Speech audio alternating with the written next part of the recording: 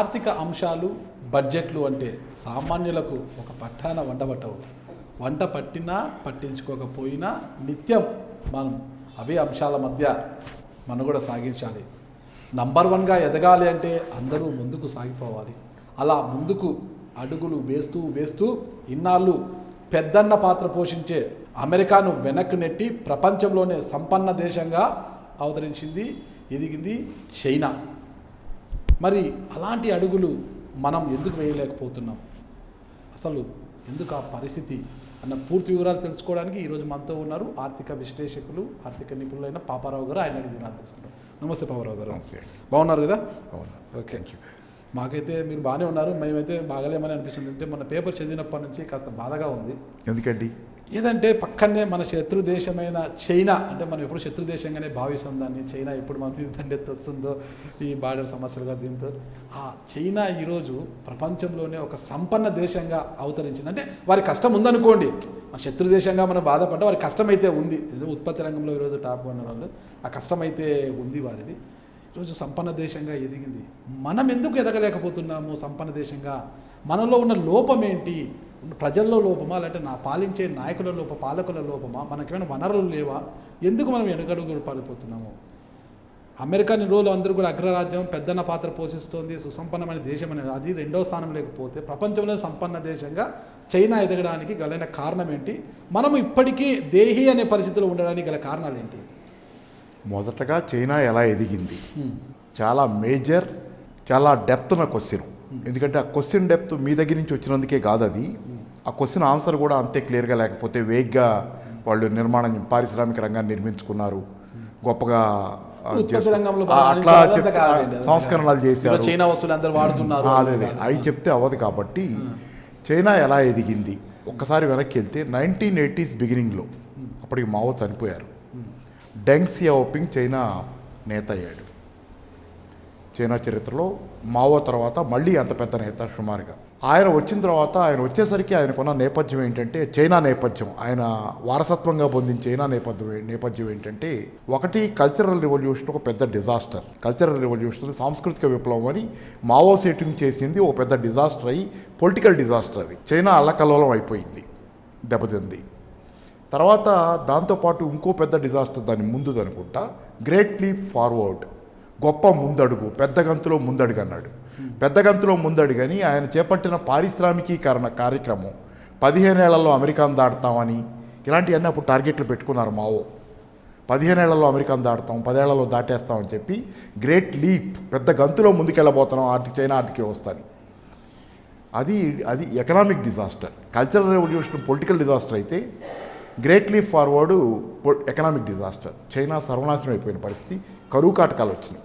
ఎందుకంటే great leap ఫార్వర్డ్లో జరిగిన దానిలో ఒకటి చిన్న ఉదాహరణ, ఎక్కడ కనపడితే అక్కడ పంట నష్టం జరుగుతుంది కాబట్టి పిచ్చుకలు లాంటి పక్షులు ఉంటాయి.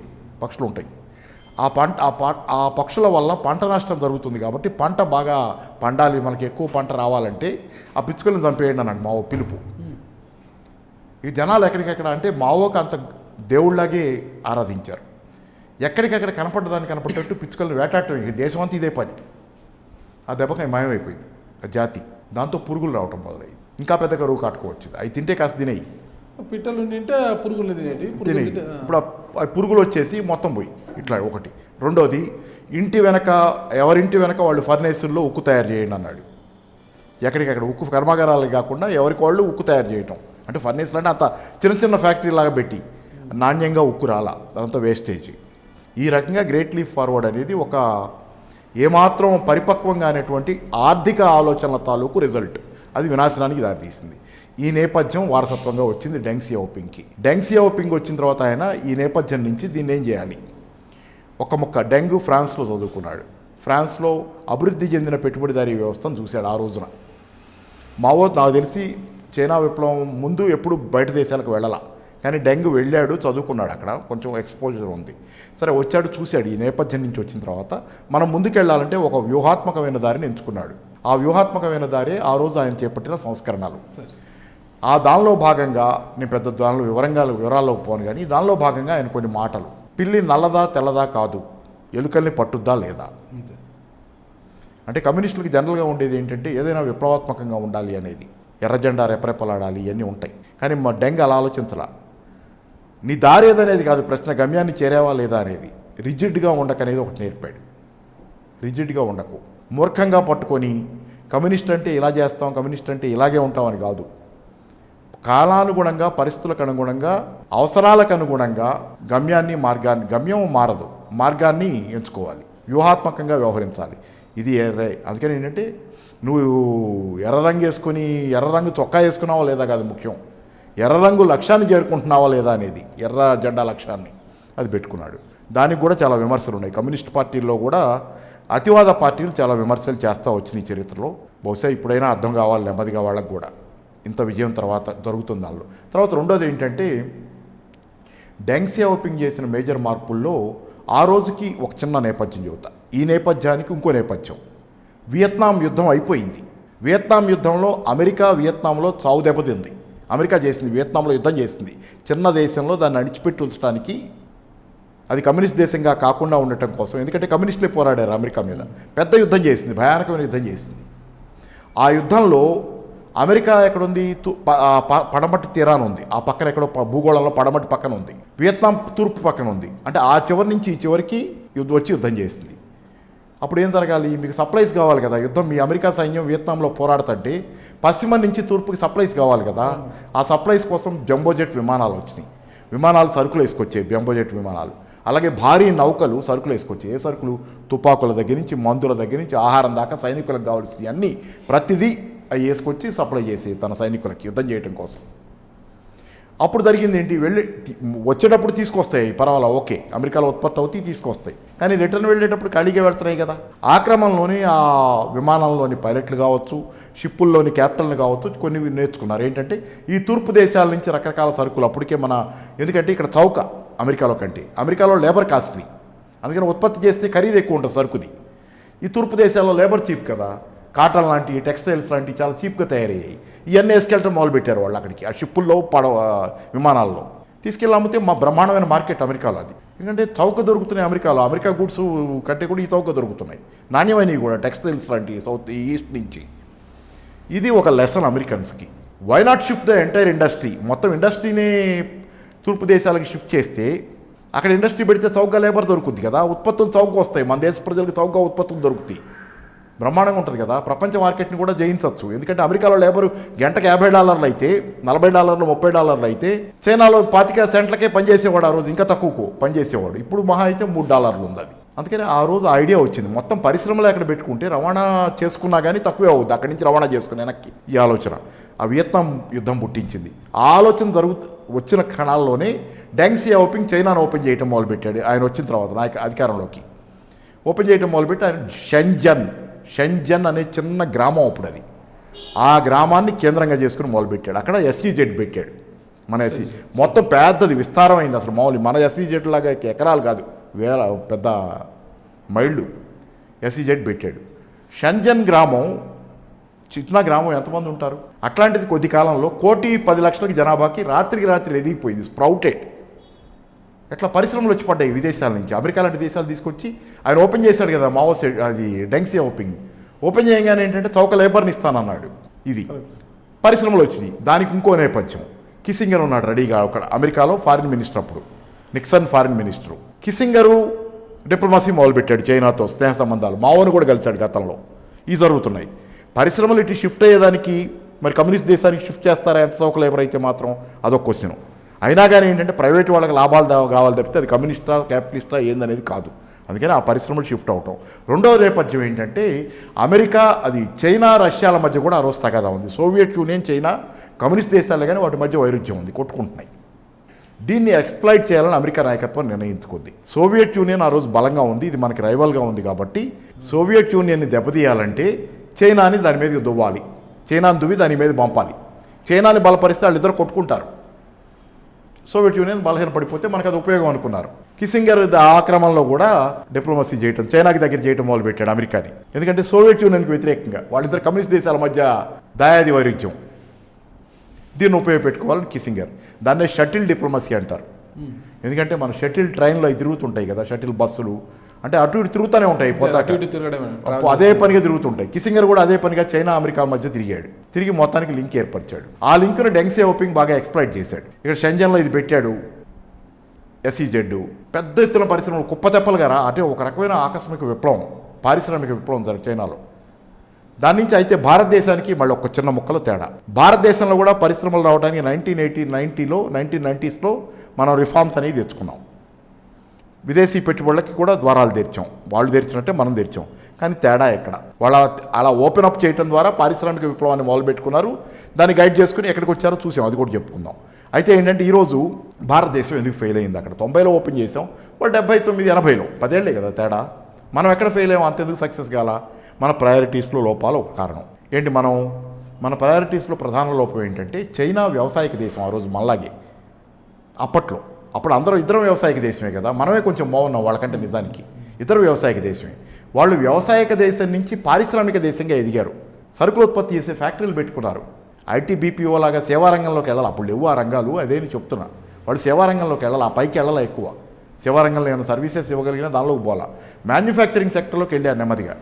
దీని ఎట్లా ఇది? ఎందుకంటే వ్యవసాయంలో ఉన్నవాడికి పెద్ద స్కిల్ ఉండదు, ఎడ్యుకేషన్ ఉండదు, పెద్ద హై లెవెల్ స్కిల్ ఉండదు. వ్యవసాయంలో ఉన్న వ్యక్తి బిడ్డ కానీ వ్యవసాయంలో ఉన్నవాళ్ళు కానీ పరిశ్రమలో పనిచేయడానికి వాళ్ళు సూటబుల్, కానీ ఐటీ రంగంలో పనిచేయలేరు వ్యవసాయంలో ఉన్నవాళ్ళు. దానికి హై లెవెల్ ఎడ్యుకేషన్ కావాలి కదా. ఐటీలోనో బీపీఓలోనో మీరు పనిచేయాలంటే, ఒక పెద్ద హోటల్లో పనిచేయాలన్నా మీకు సర్వీస్ సెక్టర్లో స్కిల్స్ కావాలి కదా. రైలు ఇంజన్ నడపాలన్నా స్కిల్ కావాలి కదా మీకు. ఆ స్కిల్స్ ఉండవు. మామూలు వ్యవసాయంలో ఉన్న రైతు అకస్మాత్తుగా సర్వీస్ రంగంలోకి రాలేడు. మధ్యలో మ్యానుఫ్యాక్చరింగ్లోకి వెళ్ళాలి అతను. ఈ మ్యానుఫ్యాక్చరింగ్ షిఫ్ట్ని చైనా బాగా చేసింది. వాళ్ళు మ్యానుఫ్యాక్చరింగ్లోకి వెళ్ళారు, డైరెక్ట్గా సేవారంగంలోకి రాలా. కాస్త తక్కువ స్కిల్డ్ వ్యవసాయదారుడు కొంచెం కాస్త మాత్రమే స్కిల్ అవసరమైన పారిశ్రామిక రంగానికి పనికి వస్తాడు. ఏదో నెట్లు బోల్ట్ బిగిన్స్ ఇట్లాంటి వాటికి. మనం చేయలే అది. మనం ఏం చేసాం? వ్యవసాయ రంగం నుంచి సేవా రంగానికి వెళ్ళిపోయాం. మధ్యలో సరికేత్ ఉత్పత్తి ఏది? మన మ్యానుఫ్యాక్చరింగ్ సెక్టర్ జీడిపిలో 100 రూపాయలు మన దేశంలో సంవత్సరానికి ఉత్పత్తి అవుతుంటే దానిలో పారిశ్రామిక రంగం నుంచి వస్తుంది ఎంత? 22 రూపాయలు వస్తుంది మనకి. 20 రూపాయలు కూడా రావట్లేదు, సుమారుగా 20 రూపాయలు కూడా రావట్లా. చైనాలో 33%, 33 రూపాయలు పైన దానిలో వస్తుంది. వాళ్ళ దగ్గర ఉత్పత్తి రంగానికి మన దగ్గర ఉత్పత్తి రంగానికి తేడా అసలు ఎంత తేడా ఉందంటారు? చైనాలో ఉత్పత్తి అదే చైనా ఉత్పత్తి రంగం చాలా పెద్దది. వాళ్ళు ఫస్ట్ వ్యవసాయ రంగం నుంచి సరుకు ఉత్పత్తి రంగంలోకి వెళ్ళారు. మనం వ్యవసాయ రంగంలో ఉన్నాము, అత్యంత కింద నిపుణులు ఉన్నారు. రెండో పక్కన మనకు ఉన్నది ఏంటంటే ఐటీ రంగం ఉంది. మధ్యలో పారిశ్రామిక ఉత్పత్తి రంగం లేదు. అది మధ్యలో మెట్టు కదా. ఇటు నుంచి అటు వెళ్ళాలంటే, ఒక అగాధం మీద నుంచి దాటుకు వెళ్ళాలంటే అగాధం మీద ఉండేటువంటి చిన్న వంతెన లాంటిది మ్యానుఫ్యాక్చరింగ్ సెక్టర్. అటు పక్క సేవారంగం, ఎక్కువ నిపుణతలు, విద్య కావాల్సిన సేవారంగం. దానికి వెళ్ళాలంటే వ్యవసాయ రంగం నుంచి ఈ బ్రిడ్జ్ మీద నుంచి వెళ్ళాలి. మనకు ఆ బ్రిడ్జ్ లేదు, అందుకే అగాధం ఉంది ఈ దేశంలో. ఏ అగాధం ఉంది? ఏ నిపుణత లేని, చదువు లేని వ్యవసాయ రంగం మీద ఎక్కువగా ఆధారపడ్డ 60% జనాభా ఒకవైపు, రెండో పక్కేమో విపరీతమైనటువంటి స్కిల్డ్, అంతర్జాతీయ లెవెల్లో క్యాపబుల్, కార్పొరేట్ సెక్టర్లో అంతర్జాతీయంగా షైన్ అవుతున్న వాళ్ళు కూడా మనకున్నారు కదా. పిచ్చా ఇలాంటి వాళ్ళు, మైక్రోసాఫ్ట్లో షైన్ అవుతున్న వాళ్ళు. అటో పక్క వాళ్ళు ఉన్నారు మనకి. అసలు ఏమాత్రం చదువు సంధ్య లేనటువంటి, చదువు అవకాశం లేనటువంటి పేదలు 60% మంది వ్యవసాయ రంగంలో ఇటు పక్కన ఉన్నారు. మధ్యలో ఏదో అసలు where is the intermediate layer? మీకు అది లేదు. 2 ఐఐటి, ఐఐఎంలు ఉన్నాయి. గ్లోబల్ లెవెల్లో స్కిల్డ్, ఎడ్యుకేటెడ్, హైలీ క్యాపబుల్ వాళ్ళని అందిస్తాయి విద్యావంతుల్ని. రెండో పక్కన ప్రాథమిక విద్య నీచంగా ఉంటుంది. ఇదే అంటే నీచంగా ఇన్ ద సెన్స్ దానికి క్వాలిటీ ఉండదు, నాణ్యత ఉండదు. గ్యాప్ లేదా? అది లేదు చైనాలోనే కాదు, సింగపూర్లో ఆ గ్యాప్ లేదు, జపాన్లో ఆ గ్యాప్ లేదు, కొరియాలో ఆ గ్యాప్ లేదు, సౌత్ కొరియాలో. ఇవన్నీ మ్యానుఫ్యాక్చరింగ్ సెక్టర్ని ముందు డెవలప్ చేసుకున్నాయి. ఒక కారణం మనం డెవలప్ అవ్వకపోవటానికి మనం మ్యానుఫ్యాక్చరింగ్ సెక్టర్కి పోకుండా సర్వీస్ రంగానికి వెళ్ళాం. అందుకనే కొనారిల్లుతున్నారు ఇంకా కోట్లాది మంది, 60% మంది వ్యవసాయ రంగంలో బలహీనంగా కొనారిల్లుతా వాళ్ళ ఆదాయాలు పెరగటల్లా. వాళ్ళు దుర్బలమైనటువంటి ఆదాయాలు. వాళ్ళ ఆదాయాలు పెరగకపోతే జీడిపి ఎలా పెరుగుద్ది? వాళ్ళ ఉత్పత్తి పెరగకపోయినా, వాళ్ళ ఆదాయం పెరగకపోయినా జీడిపి ఎలా పెరుగుద్ది? 60% మంది వ్యవసాయంలో ఉన్న దేశంలో జీడిపి ఎలా పెరుగుద్ది? అందుకే మనం ఎదగల. ఒకటి.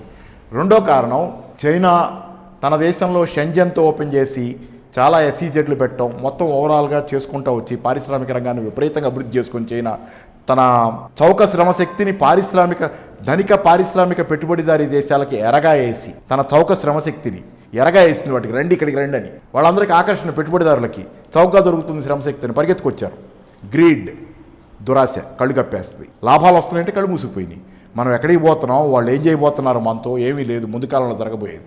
అందుకే ఈరోజు అమెరికా గగ్గోలు పెడుతుంది, ట్రంప్ వచ్చింది, అందుకే చైనా వ్యతిరేకత అమెరికాకి ఇంత ఇదే. చూసుకోకుండా దిగిపోయారు దానిలోకి.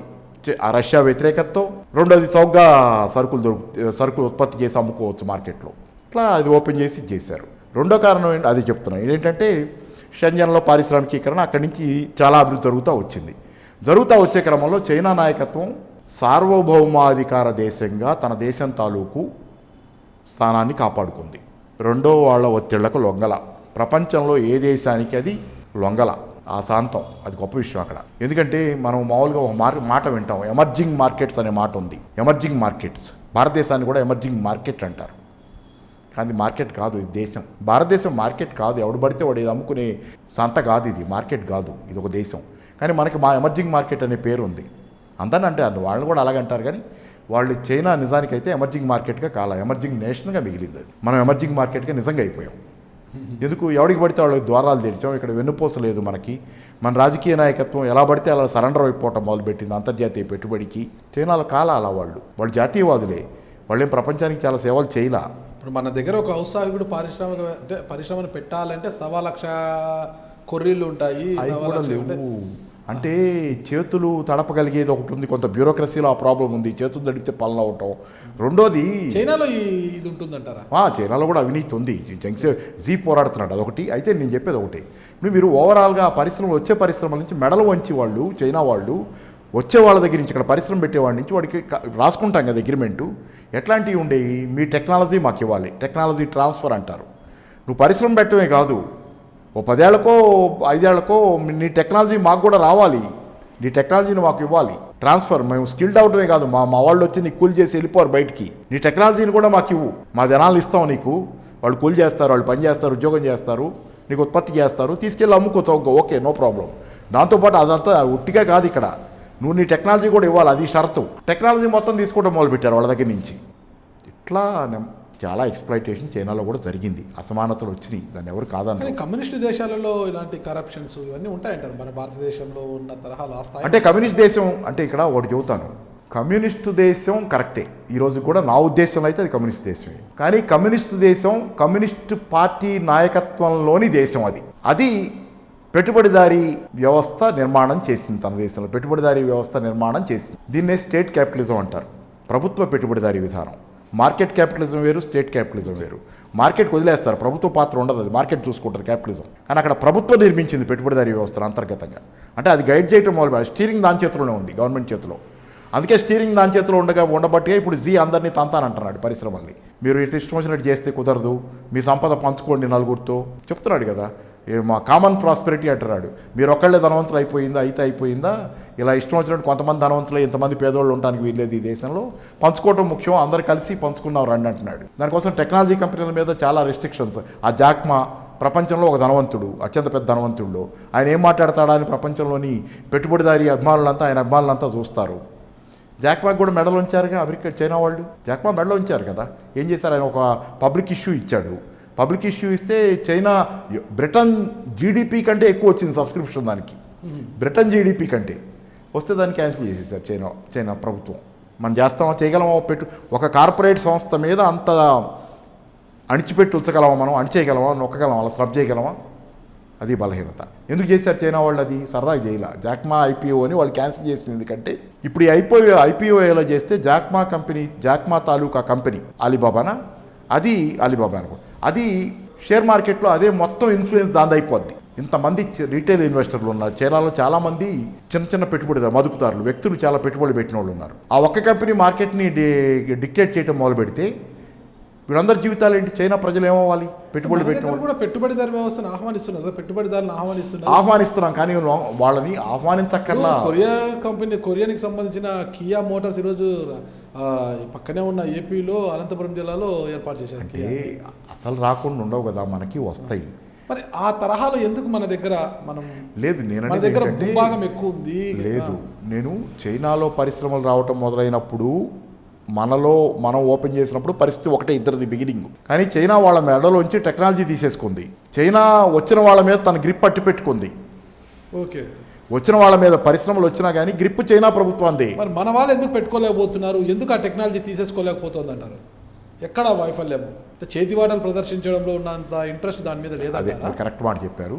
ఒకటి ఏంటంటే చైనాలో కూడా ఫ్రాడ్ జరిగింది, కరప్షన్ జరిగింది.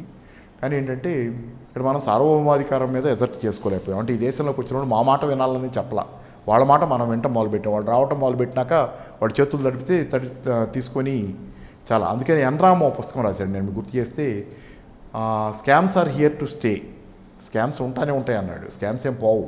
సరళీకరణ విధానాలు ఉన్నంతకాలం స్కామ్స్ ఉంటాయి అన్నాడు.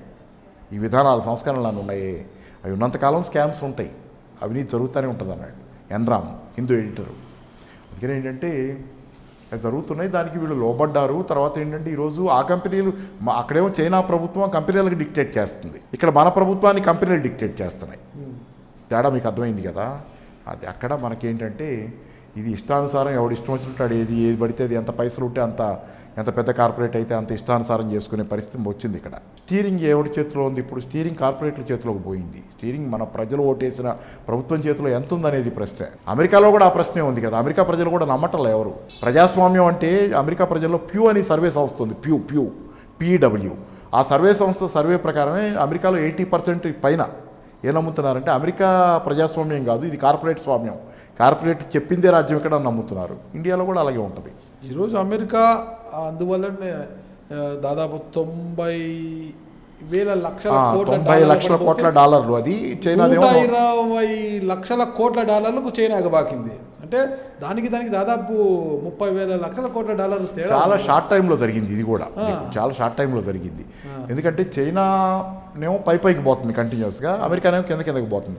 మీకు ఒకళ్ళు ఇక్కడ ఉంటే ఒకళ్ళు పైకి పోతుంటే గ్యాప్ ఇంత మేరకే ఉంటుంది, పైకి పోయిన వాళ్ళ మేరకే ఈ గ్యాప్ వస్తుంది.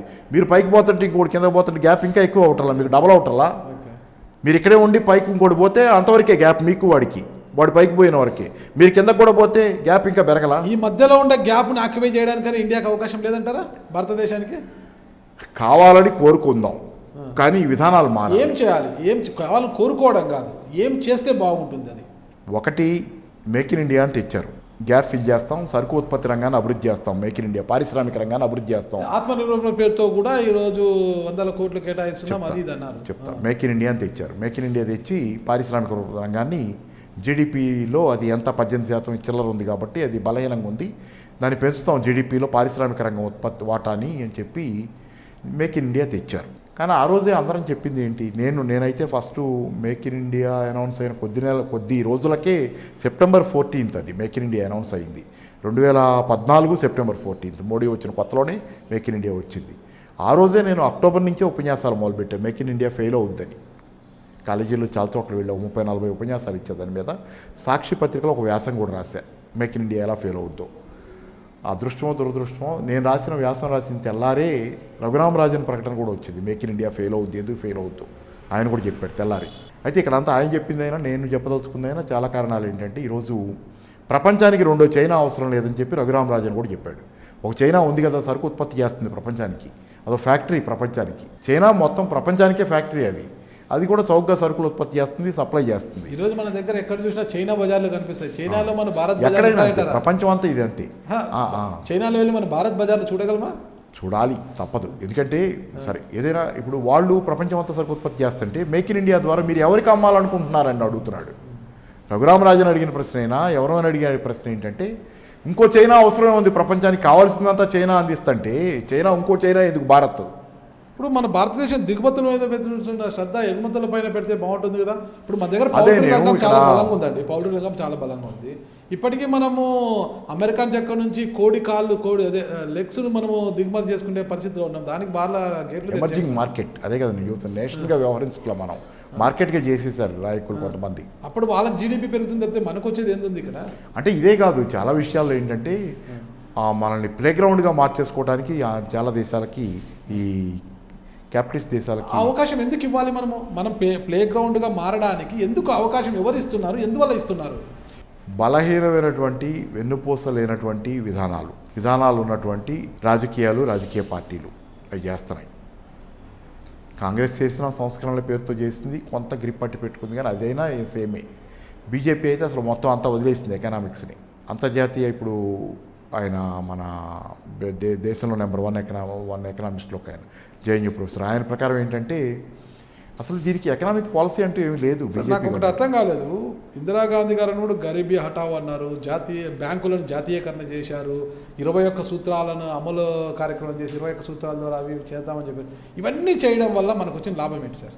డూ యు నో, ఆ రోజు ఆర్థిక అసమానతలు ఇందిరాగాంధీ ఉండగా, నేనేమి ప్రత్యేకంగా ఇందిరాగాంధీ గొప్ప భారత రాజ్యాంగం ప్రకారం గొప్ప సోషలిస్ట్, మనం రాసుకున్న ప్రకారం గొప్ప సోషలిస్ట్ అని చెప్పాను, కానీ కంప్లీట్గా ఆమె దేశ ప్రజల కోసం అయితే పనిచేయాలనుకున్నారు. కంప్లీట్గా వదిలేలామే ఆమె సాధ్యమైనంత తప్పులు ఒప్పులు కాసేపు పక్కన పెడితే ఎమర్జెన్సీలు అవన్నీ దేశం పట్ల ఆమెకు తాపత్రయం ఉంది, దానిలో సందేహం లేదు. సంస్కరణలు తీసుకొచ్చిన కథ కూడా ఆవిడ. ఎందుకంటే ఆ సంస్కరణ అప్పుడు చేసినవి వేరు. బ్యాంకులు జాతీయం చేసినా ఏం చేసినా రాజభరణాలు రద్దు చేసినా దేశం మీద తాపత్రయం ఉంది ఆమెకి. ఆ తాపత్రయంతో పాటుగా ఏంటంటే ఆ రోజు మీరు చూసుకుంటే డేటా,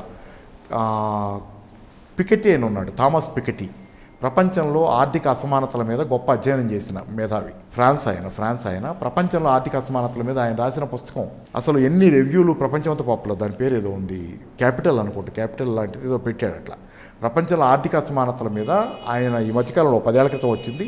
అది ఆయన పికెటీ అనే వ్యక్తి ఎందుకు పాపులర్ అంటే ఈరోజు ప్రపంచవ్యాప్తంగా జరుగుతున్న ఆర్థిక పరిణామాల్లో కార్ల్ మార్క్స్ తర్వాత అంత మేధావని ఓ రకంగా ఇప్పటికైతే సమకాలీన మేధావుల్లో ఆయన అట్లా ఎకనామిక్స్లో అని.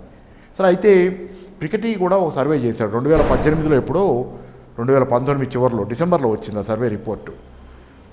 గ్లోబల్ ఎకనామిక్ ఇన్ఈక్వాలిటీ ఎట్లుంది ఇప్పుడు, ఆ పుస్తకం రాసేమో 10 ఏళ్ళు అయింది, 2-3 ఏళ్ల క్రితం మళ్ళీ సర్వే చేశాడు ఎట్లా ఉంది అసమానతలని. దానిలో భారతదేశం గురించి కూడా ఒక చాప్టర్ ఇంక్లూడ్ చేశాడు, అసమానతలు ఎలా ఉన్నాయని. Indian economic inequality from British Raj to billionaire Raj, ఆ చాప్టర్ పేరు. Indian economic inequality from British Raj to billionaire Raj. British రాజ్యం నుంచి ఇప్పుడుందాన్ని బిలియనీర్ రాజ్యం అన్నాడు, బిలియనీర్ల రాజ్యం ఇది అన్నాడు ఈరోజు దీన్ని. బ్రిటిష్ రాజ్యంలో 1930లో టాప్ 1% ధనవంతులకి 22% దాకా, 21% సుమారు అట్లా 21% దాకా సంపదలో వాటా వెళ్తుంది.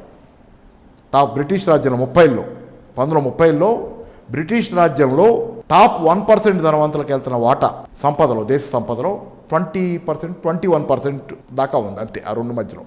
ఇప్పుడు 2014లో చెప్పాడు ఆయన, 2014లో టాప్ 1% ధనవంతులకు వెళ్తుంది ఈ దేశంలో, అప్పటికంటే 1% ఎక్కువే.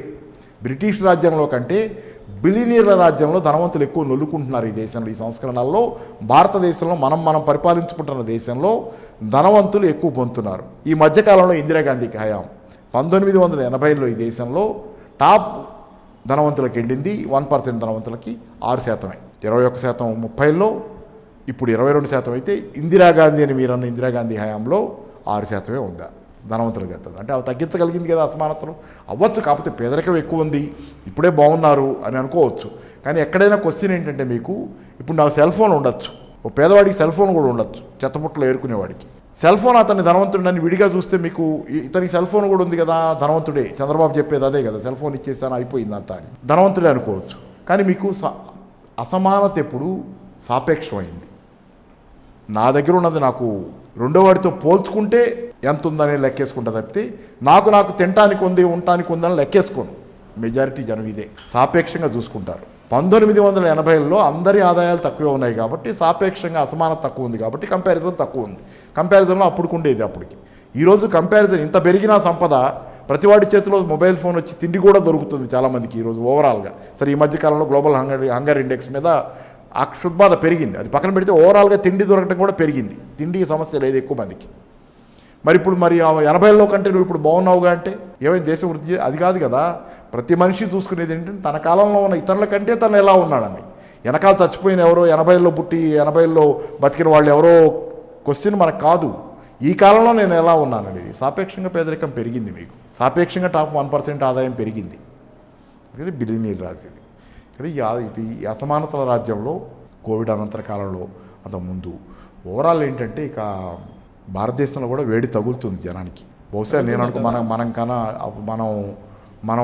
మీరు ఇందాక అడిగినా మనం కూడా అలాగ ఎందుకు కాకూడదు, మన ఇండియా బజార్ చైనాలో ఎందుకు ఉండకూడదు, గర్వంగా అంటే గర్వం అనే కాదు, ఎందుకంటే వీ హ్యావ్ టు బీ ఆర్థికంగా పటిష్టంగా ఉంటేనే కదా దేశం కూడా బలంగా ఉండేది. China pen, China phone, China బొమ్మలని ఎన్ని వచ్చేసాయండి. ఇక్కడ చూడు చైనా, ఎందుకంటే మీకు చైనాతో సరిహద్దు అంటే మనం సరిహద్దు వివాదాలు టీవీలు ఉన్నాయి. కూడా అన్ని చైనా టీవీలు అన్ని.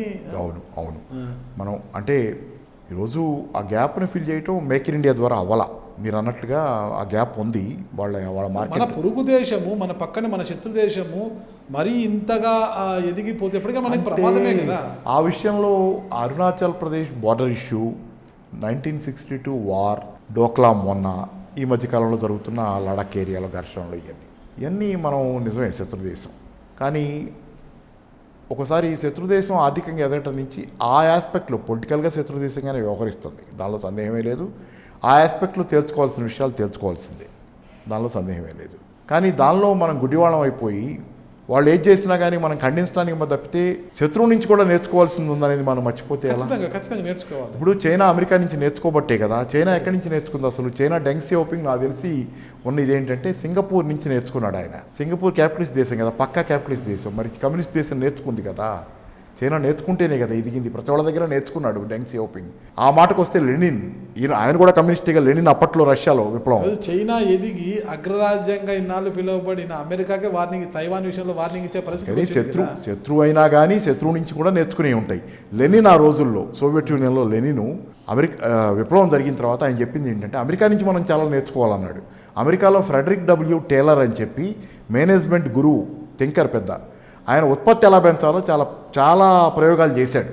ఫోర్డ్ కంపెనీలో బెల్ట్ రావటం, ఏది అసెంబ్లీ లైను అంటే ఒక అసెంబ్లీ చైన్ మీద కనుక ఒక కారు ఉత్పత్తి అవుతుంది అనుకోండి, కారులో ఒక్కొక్క పార్ట్ ఒక్కొక్కళ్ళు బిగిస్తారు.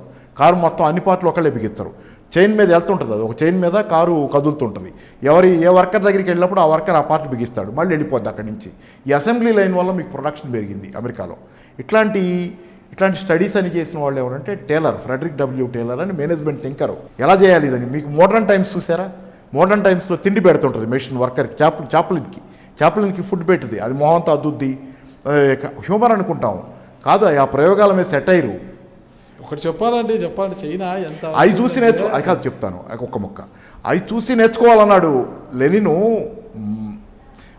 టేలర్ దగ్గర నుంచి, టేలర్ పద్ధతుల నుంచి మనం నేర్చుకోవాలని చెప్పాడు అమెరికాలో, అది రష్యాలో. పెట్టుబడిదారీ పద్ధతులు మనం నేర్చుకోవాలన్నాడు. మరి మనం మాత్రం చైనా శత్రు దేశం అయితే అది వేరే విషయం, మన బార్డర్ విషయం మనం కొట్లాడాలి. అయినా కొట్లాడాలన్నా మనకు బలం కావాలి కదా. ఒకటి కొట్లాడాలన్నా మనకు బలం కావాలి కదా, బలం కావాలన్నా మనం ఎదగాలి కదా. శత్రువు నుంచి ఆయుధాలు తీసుకుందాం, వాడు ఏం చేశాడో చూసి అయ్యే నేర్చుకుని మళ్ళీ వాడిని కొడదాం, పోనీ అలాగైనా కావాలి కదా. మనం ఇలా కూర్చొని తిడతా ఉంటే శాపాలతోటి కాళ్ళ తబో రాసి కూలదు అన్నాడు ఒక ఆయన. అమెరికా విధానాలని ఫాలో అవుతూ అక్కడ ఆర్థిక విధానాలు నేర్చుకుని చైనా ఇంత ఎదిగింది. అమెరికాతో మనం ఇన్ని సంవత్సరాలు నడుపుతున్నది. మనమేం నేర్చుకున్నాం అమెరికా నుంచి? మనమే నేర్చుకోవాలా, వాళ్ళు ఇచ్చిందల్లా తీసుకున్నాం, వాళ్ళు అమ్మిందల్లా కొన్నాం. అది ఇచ్చిందల్లా తీసుకుంటాం, వాళ్ళు అమ్మిందల్లా కొన్నాం. ఆయుధాల దగ్గర నుంచి వాళ్ళు అమ్మిందల్లా కొంటున్నాం, వాళ్ళకి మార్కెట్గా మార్చాం దీన్ని. మనం వాళ్ళ నుంచి నేర్చుకోవడానికి మనకంటూ మనకి ఒక సమగ్రమైనటువంటి వ్యక్తిత్వం అనకూడదు. కానీ మరి అంటే మార్కెట్గా కాకుండా దేశంగా ఉండాలి కదా. దేశంగా సార్వభౌమాధికారాన్ని ఎజెక్ట్ చేస్తే పని మొదలు పెడతాం. అంటే ఈ పరిస్థితికి అమెరికా నుంచి వాళ్ళు నేర్చుకొని ఆ పరిస్థితికి వచ్చారు. చైనా అమెరికాని దాటేశారు, అమెరికాకి వార్నింగ్ ఇచ్చే పరిస్థితికి వచ్చారు. మనము అమెరికాతో సంబంధం పెట్టుకుని మనం ఎందుకు నేర్చుకోలేదు? ఇది పాలకుల లోపమా, లేదంటే ఇక్కడి వాళ్ళ వ్యక్తి పాలకుల లోపం? సదేహం ఉంది, పాలకుల లోపం, విధానాల లోపం పాలకులు ఖచ్చితంగా ఉంది దానిలో. రెండోది ఏంటంటే ఇక్కడ నేను చెప్పేది, మోడీ గారు వచ్చినాక విధానాలన్నీ మారిపోయాయి, భారతదేశం అభివృద్ధి పరుగులు పెడుతుంది అది ఇది అంటున్నారు కదా. ఈ రోజు తీసుకుంటే మన భారతదేశం ఎన్నో స్థానంలో ఉందంటే ఏం చెప్పాలి? టపాల్ మనం ఏం చెప్పగలుగుతాం? మనము పాతాళం వైపు పరుగులు పెడుతుంది, అది మాత్రం నిజం. మోడీ గారు వచ్చిన నుంచి ఫస్ట్ ఉందని చెప్పాలి కన్నా మనం వెనకాల్సిన పని లేదు. కింద నుంచి తీసుకుంటే ఎన్నో స్థానంలో ఉందని చెప్పాలి, కానీ అన్నిట్లో కిందకే పోతున్నాం, ఎన్నో స్థానంలో అన్నిట్లో కిందకే పోతున్నాం కదా. గ్లోబల్ హంగర్ ఇండెక్స్ మీద నుంచి, గ్లోబల్ ఫుడ్ సెక్యూరిటీ ఇండెక్స్ నుంచి, గ్లోబల్ జీడిపిలో కూడా ఈ మధ్య లెవెల్ పడ్డాడు. ఆ మధ్య పెరిగిన మళ్ళీ పడ్డట్టుంది. నేను చెప్పేది ఏంటంటే కిందకి పోతున్నాం. ఇప్పుడు మనం మోడీ గారి హయాంలో ఎకనామిక్గా పతనం చెందుతున్నాం. ఇదే కాదు, నేను ఒకటే చెబుతాను ఇక్కడ ఏంటంటే ఓవరాల్గా మోడీ గారు పరుగులు పెట్టిస్తారని మీరు అన్నారు కదా, మారిపోద్దన్నారు అని, మార్చేస్తామన్నారని. అంటే పాట గుర్తొస్తుంది, మారిందన్నావురో ఎక్కడ మారిందో అని స్లోగన్లు ఉంటాయి కదా. అలాగే మారటం ఎక్కడికి మారింది, ఇంకా దిగజారింది. మోడీ గారి హయాంలో ఎకానమీ దిగజారింది. నేను ఒక అనలిస్ట్గానో లేకపోతే వామపక్ష భావాలు ఉన్నాయి అందుకని అంటున్నాను అనుకుంటే మన్మోహన్ సింగే చెప్పారు కదా, ఎకానమీ ఇప్పుడు ఎప్పుడు 1990s కంటే వరస్ట్గా ఉందని మొన్నేగా మన్మోహన్ సింగ్ చెప్పింది. 90ల్లో కంటే ఇప్పుడు ఇంకా వరస్ట్గా కాబోతుందని చెప్పి మన్మోహన్ సింగ్ మొన్నేగా చెప్పింది. 2 నెలల క్రితం చెప్పాడు ఆయన, 2-3 నెలల క్రితం. అప్పుడు కంటే వరస్ట్గా ఉందని, అంత వరస్ట్గా చేసి వదిలిపెట్టారు. మరి దాని నుంచి గట్టెక్కడానికే కదా ప్రధానమంత్రి నరేంద్ర మోడీ గారు ఆత్మనిర్భర్ పేరుతో ఉత్పత్తి రంగాన్ని బలోపేతం చేస్తాము అది అని చెప్పారు కదా. మరి ఎంతవరకు వచ్చిందంటారు అది అసలుకి ఆత్మనిర్భర్ పథకం అనేది? కొంత కదలిక ఉంది కానీ టేక్స్ టైం. చూడాలి మరి. ఈలోపు చైనా కూడా ఏమీ తక్కువ వ్యూహాత్మకంగా లేదు. అంటే చైనాని దాటడం అంటే ఎకనామిక్గా దాటడం అవన్నీ ఒకటి. ముందేంటంటే మనం ఒకటి ఆలోచించుకోవాల్సింది, మన ప్రజలకి అంటే చైనా గుడ్డిగా బయట చూస్తా వాళ్ళని దాటాలంటే వాళ్ళు ఆ రోజు మావో చేసిన తప్పే. అమెరికాను దాటాలని వెనకాల కొలుములు పెట్టించినట్టు ఇంటి వెనక ఉక్కు కొలుములు ఎలాగైనా దాటారు కదా. దాటారు కానీ డెంగ్యూ వ్యూహాలతో కదా. తర్వాత కాలంలో మావోది కాదు కదా తెచ్చింది. మావోని నేను విమర్శించట్లా, డెంగ్ కూడా విమర్శించాలి. ఆ మాటకు వస్తే డెంగ్ కూడా మావో చేసిన, డెంగ్ అన్నారో ఎవరన్నారో కానీ చైనా కమ్యూనిస్ట్ పార్టీలో ఏంటంటే జనరల్ ఒపీనియన్ నాకు తెలిసినంతలో 70% మావో ఓకే, కానీ ఆ 30%లోనే కొన్ని లోపాలు ఉన్నాయని. ఆ క్రుశ్చేవ్ ఆ రోజు స్టాలిన్ని మొత్తం చెత్త కుడ్డీలో బారేశాడు కదా తీసుకెళ్ళి. స్టాలిన్ని విపరీతంగా విమర్శించి స్టాలిన్ అనేవాడు నియంత అని చెప్పి ఆ పాత ఏదో లెనిన్ వీలునామా అని వాడు బయటికి తీసి స్టాలిన్ మీద పెద్ద దాడి చేశాడు. ఆ దెబ్బకేమైంది, రష్యా కమ్యూనిస్ట్ పార్టీ మొత్తానికి గౌరవం పోయింది జనాల్లో. మీరు స్టాలిన్ దెబ్బ అంత అంటే మీరు మరి స్టాలిన్ కాలంలో నువ్వు కూడా ఉన్నావుగా నాయకత్వంలో, అంటే ఆ పార్టీ అదేనా అనుకున్నారు జనాలు. రష్యా జనాలకు ఆ డౌట్ కూడా వచ్చే పరిస్థితి ఉంది. అందుకనే ఎగ్జాంపుల్ అండి, ఇక్కడ మన దేశంలో పండే విస్తారంగా కనిపించే ఎర్రచందనం ఉంది కదా. ఇప్పుడు రాయలసీమలో మనకు శేషచలం అడవుల్లో కావచ్చు, నల్లమల్ల ఫారెస్ట్ ఎర్రచందనం ఎక్కువ విస్తారంగా పండుతుంది. లక్షల కోట్లు విలువ చేసి ఎర్రచందనం మన దగ్గర ఉంది, విస్తారంగా ఉంది అన్నమాట. అలాంటి ఎర్రచందనం దుంగల్ని మనమేమో అక్రమంగా చైనాకు తరలిస్తున్నాము. చైనా వారు దాన్ని తీసుకొని అక్కడ వారు బొమ్మలు తయారు చేసుకుంటూ దాంతో మెడిసిన్స్ తయారు చేసుకుంటూ వాణిజ్యపరంగా అభివృద్ధి చెందుతున్నారు. మనమేమో మనమున్న ఉత్పత్తిని అక్కడ మనమున్న అంటే వృక్షాలను అడ్డంగా నరికేసి అక్కడికి పంపించేస్తున్నాం. మనము వాటిని మనం ఎందుకు ఉపయోగించుకోలేకపోతున్నాము? లక్షల కోట్ల విలువ చేసి ఎర్రచందనం మన దగ్గర అది మనం ఎందుకు ఉపయోగించుకోవాలంటే అది ప్రభుత్వం ప్రణాళికాబద్ధంగా దేశంలో పారిశ్రామిక రంగాన్ని ఉత్పత్తి చేయడానికి ఒక నికరమైనటువంటి ప్రణాళిక వేసుకొని దాని ప్రకారం సార్వభౌమాధికార దేశంగా ఎజర్ట్ చేసుకుంటే ఈ దేశంలో మేము ఇలా పరిశ్రమలు నిర్మించుకుంటామని చెప్పి దానికోసం ఏర్పాట్లు చేసుకుంటే ప్రభుత్వ పాత్ర ఉండాలి. ఇక్కడ మార్కెట్కి వదిలేసాం కదా మొత్తం. ప్రభుత్వం మార్కెట్ని గైడ్ చేయాలి. మార్కెట్ ఈరోజు ప్రభుత్వాన్ని గైడ్ చేస్తుంది, అందులో కూడా షేర్ మార్కెట్. ఇంకా చెప్పాలంటే ఈరోజు మన ప్రభుత్వాన్ని ఎక్కువ గైడ్ చేస్తుంది షేర్ మార్కెట్ లాంటి మార్కెట్.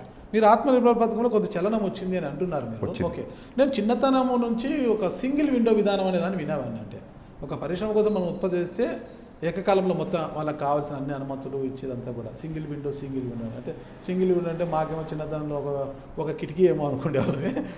ఒకే ద్వారంగా అంటే ఒకే చోట అన్ని పనులు అయిపోతాయి. ఆ సింగిల్ విండో విధానం అనేది ఇప్పటికైనా మన దగ్గర అమలు అవుతుందా?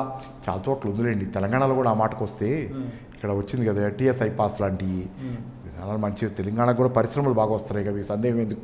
తెలంగాణలో ఈరోజు పేపర్ చూస్తే 2-3 రోజులకు ఒకసారి ఏదో పరిశ్రమ రావటం కనపడుతుంది కదా, జరుగుతుంది. కానీ దిస్ ఈజ్ నాట్ ప్లాన్డ్ కాదు, ఇది ఎవరికి వాళ్ళు ఇండివిజువల్ ఇనిషియేటివ్ మీద జరుగుతుంది. దేశానికి అంతా మీకు చిన్న ఉదాహరణ చెబుతాను సార్. ప్లానింగ్ అంటే ఎలా ఉంటుందో చెప్తా. ఒక బుక్ తీసుకుంటే ఫస్ట్ 1-2 ముక్కలు చెబుతా. చైనా గురించి అమెరికాకి చెందిన ఒక నేత, ఒక మేధోనేత ప్లస్ చైనాకి చాలాసార్లు తిరిగిన ఆయన. ఎప్పుడు కిస్సింగర్ 1970 చివరిలో కిస్సింగర్తో పాటుగా చిన్న కుర్రాడిగా తిరగటం మొదలుపెట్టాడు అతను. ఇప్పుడు నేను చెబుతున్న అతను అప్పుడు హెన్రీ కిస్సింగర్ తిరుగుతున్నప్పుడు షటిల్ డిప్లొమసీలో నీ పుస్తకం రాసిన అతను కూడా, ఈ కుర్రాడు కూడా అప్పట్లో కిస్సింగర్తో పాటు తిరిగాడు. కిస్సింగర్ తన టీంలో పెట్టుకుని ఈ కుర్రాడిని అప్పుడు చెప్పడం మొదలుపెట్టాడు. చైనా తిరిగాడు. ఈ 40 ఏళ్లలో అతను తిరుగుతూనే ఉన్నాడు చైనా. కిస్సింగరు ముసలాడయ్యాడు, పక్కెళ్ళిపోయినా కానీ ఆ కుర్రాడు మాత్రం కంటిన్యూ అవుతుంది జర్నీ. చైనా తిరుగుతూనే ఉన్నాడు. చైనాతో సంబంధాల్లో, చైనాతో మా లావాదేవీలు, రాయబారాల్లో, మధ్యలో మాటల్లో ఆయన పాత్ర పెద్దది. అతని పేరు పిల్స్బరీ. అతను మొన్న ఒక 5-6 ఏళ్ల క్రితం, 4-5 ఏళ్ల క్రితం ఒక పుస్తకం రాశాడు, ద 100-year మారథాన్ అని. చైనా వాళ్ళు మనల్ని మోసం చేశారు. ఇన్నేళ్లు తిరిగిన తర్వాత ఆయన కళ్ళు తెరుచుకున్నాయి. ఇప్పుడు మనల్ని మోసం చేసేసారు చైనా వాళ్ళు అని పుస్తకం రాశాడు. ఆ పుస్తకం పేరే ద 100-year మారథాన్. అంటే పరుగు పందెం ఉంటుంది కదా, లాంగ్ టర్మ్. 100 ఏళ్ల పరుగు పెట్టుకున్నారు చైనా వాళ్ళు, 100 ఏళ్ళు లక్ష్యంగా పెట్టుకున్నారు. 1949 to 2049. 1949లో చైనాలో విప్లవం జరిగింది. 2049 కల్లా ఇదంతా ముగించేసి సోషలిస్ట్ అవ్వాలని పెట్టుకుని ఈ మధ్యకాలంలో మనల్ని మోసం చేసి వాళ్ళ దారిలో వాళ్ళు పోతున్నారు. అమెరికా వాడు ఎక్స్పెక్ట్ చేసింది ఏంటంటే చైనాకి కనుక సాయం చేసి మనం ఎటుకుడి మనతో అనుకూలంగా ఉంటున్నాడు కాబట్టి రష్యాకి వ్యతిరేకంగా ఇంకోటో పారిశ్రామికంగా మనకి అనుకూలత కల్పించాడు కాబట్టి చౌక శ్రమ శక్తి ఇచ్చి వీడు నెమ్మదిగా మారిపోతాడులే. అమెరికా వాళ్ళ ఎక్స్పెక్టేషన్ నేను చెప్తుంది కదా, ఇది నిజం. వాళ్ళ ఎక్స్పెక్టేషన్ ఏంటి, వీడు కూడా నెమ్మదిగా మారతాడు. ఆ కమ్యూనిస్టు మిలిటెన్సీ అవన్నీ ఎందుకుంటాయి, కొన్నాళ్ళు అయితే వీడు మారిపోతాడు, మారిపోయి నెమ్మదిగా అలాగే లిబరల్ డెమోక్రసీగా మారతాడు, ఉదారవాద ప్రజాస్వామ్యంగా మారతాడు, నెమ్మదిగా ఒక రకమైన క్యాపిటలిజం లాంటిదే ఉంటుంది చైనాలో. అదేమి ఇట్లా ఉండదు కమ్యూనిస్ట్ దేశం. కానీ అమెరికా వాళ్ళు ఎక్స్పెక్ట్ చేశారు, కానీ దానిలో పల్టీ కొట్టారు. అదే 100 year మార్గంలో రాసుకున్నాడు. మనమందరం ఊహించింది చైనా మారుద్దని, కానీ చైనా మారలా. చైనా మళ్ళీ జెండా బయటికి తీసింది. ఇప్పుడు జీ వచ్చినప్పటి నుంచి మొన్న ఈ మధ్య ఒక 4-5 ఏళ్ల క్రితం చైనా కమ్యూనిస్ట్ పార్టీ కాన్ఫరెన్స్లో మొత్తం జెండా బయట తీసి ప్రపంచానికి చూపించారు. జెండా ఎక్కడికి పోలో ఇంకా జెండా ఎగరేస్తానే ఉన్నామని. సార్ నాకు ఒక చిన్న అనుమానం సార్, చైనా పెట్టుబడిదారి రాజ్యమా, పెట్టుబడిదారి దేశమా? అంటే చైనా కనుక పెట్టుబడిదారీ దేశం అయితే ఈ పార్టీకి అది, అంటే ఈ దేశంలో ఈ విషయాన్ని సరే చైనా పెట్టుబడిదారీ దేశం అంటాం కొంతమందికి సంతృప్తి, ఎందుకంటే వాళ్ళు కూడా మళ్ళాగా అయ్యారనుకుని సంతృప్తి పడాలి కాబట్టి అది ఒకటి. అది ఇంకా సోషలిస్ట్ దేశంగా ఉంటే భారతదేశంలో ఈ కమ్యూనిస్టులకు ఎవరికో ఉత్సాహం పెరుగుద్ది అనేది, కమ్యూనిస్టులు అవుతారేమో ఇంకా కొంతమంది అందుకే అభివృద్ధి చెందింది అనుకుని అనే భయాలు కూడా ఉంటాయి కాబట్టి అది మారిపోయింది కదండి అనేది ఒక జనరల్ ఇది చాలామందికి. కానీ మనకి కమ్యూనిస్ట్ సోదరుల్లోనే నక్సలైట్లను ఉన్నారు. వాళ్ళకు కూడా ఏంటంటే అది చైనా మావో సెట్టింగ్ ఫాలోయర్స్. డెంగ్ అనేవాడు రివిజనిస్ట్ అని వాళ్ళకి లెక్క. డెంగ్ రివిజనిస్టు, అది ఇక సోషలిస్ట్ దేశం కాదని వాళ్ళు చెబుతారు. కానీ దయచేసి పొరపాటు అది. విప్లవ నినాదాలతో సోషలిజం నిర్మించబడదు, నినాదాలతో నిర్మించబడదు, రోజువారీ కృషితో నిర్మించబడుద్ది. రోజువారీ కృషి డెంగ్ గారు చేశారంటారా? డెంగ్ చేయడానికి ఏర్పాట్లు చేశాడు కదా. ఆ రోజు పారిశ్రామిక విప్లవం రోజువారీ పనే కదా. అది రోజువారీ ఫ్యాక్టరీలో పనిచేస్తుంటే విప్లవం ఏముంటుంది, నినాదాలు ఏముంటాయి ఫ్యాక్టరీలో కూలి చేసుకునేవాడికి. మీరు ఒక మాట అన్నారు డెంగ్ గురించి, పిల్లి నల్లదా తెల్లదా కాదు ఎలకల్ని పడుతుందా లేదా అన్నది. అవును, మన రంగి బయటోడు నేను క్యాపిటలిస్ట్ అంటాడా, ఇది కాదు. నువ్వు మనసులో నీకు గమ్యం పట్ల నీకు చిత్తశుద్ధి ఉంటే నీ గురించి నలుగురు ఏమన్నా, నువ్వు ప్రయాణం చేసే మార్గంలో పెట్టుబడిదారీ మార్గం నుంచి ప్రయాణం చేశారు. అసలు చేయాల్సిందే ఆ పని. చరిత్రలో పెట్టుబడిదారీ మార్గం నుంచి ప్రయాణం చేయకుండా ఏ దేశం సోషలిస్ట్ అవ్వదు. రష్యా బ్యాక్వర్డ్ కంట్రీ ఆ రోజు, దానిలో విప్లవం జరిగింది. వ్యవసాయక దేశం, పెట్టుబడిదారీ దేశం వల్ల ఎన్ని నిర్వచించినా మేజర్గా వ్యవసాయక దేశమే. అలాంటి వ్యవసాయ దేశం పెట్టుబడిదారీ మార్గం గుండా ప్రయాణం చేయకుండా సోషలిస్ట్ అవ్వదు. అందుకే పడిపోయింది అది. ఆ ప్రయాణం చేయలేదు కాబట్టి అది కూలిపోయింది. ఎందుకు, ఇదిగో నా ఎదురుగా ఉన్న పుస్తకం మీకు చూపిస్తాను. ఈ పుస్తకంలో జర్మన్ ఐడియాలజీ, దీని పేరు కార్ల్ మార్క్స్ ఎంగెల్స్ అప్పుడే రాశారు. జర్మన్ ఐడియాలజీ అనే పుస్తకంలో ఇది ఫ్యూర్బా అనే చాప్టర్లో, ఫస్ట్ చాప్టర్లో, ఈ పుస్తకంలోని ఫస్ట్ చాప్టర్లో మొదట్లోనే ఉంటుంది. వీళ్ళు రాశారు స్పష్టంగా, పెట్టుబడిదారీ దేశం ఒక వెనకబడ్డ దేశంలో సోషలిజం వస్తే నిలబడదని రాశారు. ఎందుకంటే అది సోషలిజం వచ్చినా అది తన ప్రజల అవసరాలు, కనీస అవసరాలను తీర్చడంలో విఫలమైతే కనుక వచ్చిన సోషలిజం పడిపోద్దన్నారు. పాత చెత్త వ్యవహారం ఎందుకు, కారణం ఏంటి అంటే మీకు మీ దేశ ప్రజల సరుకుల కనీస అవసరాలని మీరు తీర్చాలి. మార్క్స్ కాలంలోనే ఆ మాట అన్నాడు. ఆ తర్వాత కన్స్యూమరిజం వచ్చింది, అవసరాలు పెరిగిపోయినాయి. వీళ్ళందరి కనీస అవసరాలు, వాళ్ళందరికీ కావాల్సిన రోజువారీ అవసరాలు, వాళ్ళ నీడ్స్ కాకపోతే ఇంకా పైన డెవలప్ పెరిగిపోతున్న నీడ్స్ అవన్నీ సాటిస్ఫై చేయాలి కదా.